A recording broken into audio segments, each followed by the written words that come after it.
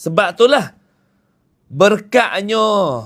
Nah, bangun makan sahur saat ni tu menjadi orang yang bangun makan sahur dalam bulan Ramadan saat ni, ataupun apabila dia puasa, dia makan sahur.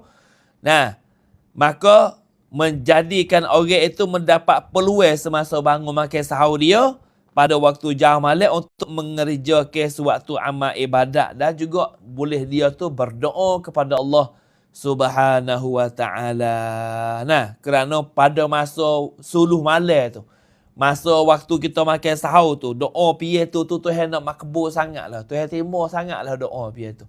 Tak ganggu dengan orang dah, tak ada bunyi suara kereta, tak bunyi suara motor, senyap sunyi. Nah, takut nak usik dia hatu. Hei, hatu apa pula bulan Ramadan.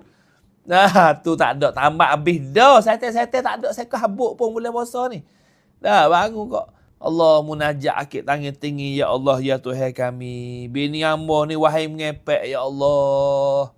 Habislah perangai ngepek ni ya Allah. Ami bengai lingo ya Allah. Doa dengan Tuhan.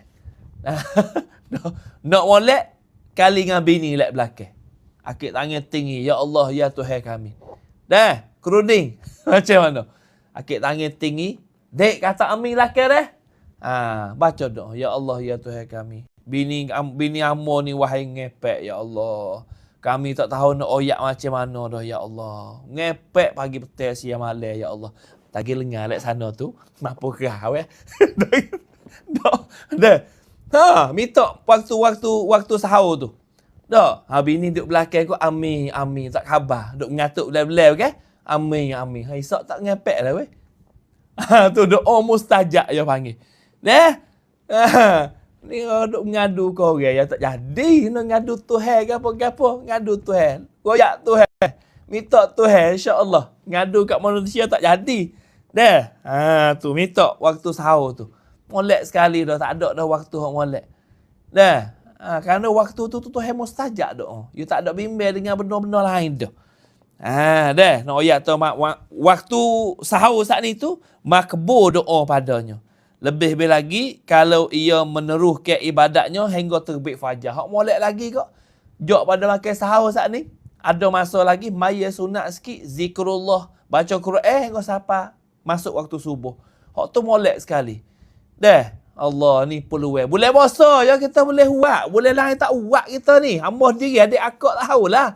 Hamba diri duk oyak tu. Kalau boleh lain, boleh lelah ni jauh sak perak nak bangun maya.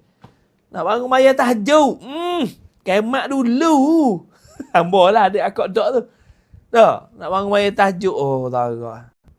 Kalau tak maya lagi ngigar atau maya dah. Kalau tak maya lagi Aisyah, ngigar kau duk tidur, maya siap dah. Bini gua maya dak lagi. Maya dah tak ni, maya sudah dah. Aisyah. Tak maya lagi ngigar atau maya dah.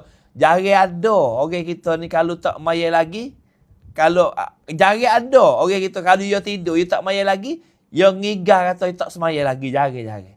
Banyak ke maya siap dah. Apa-apa subuh. Luput habis waktu Aisyah.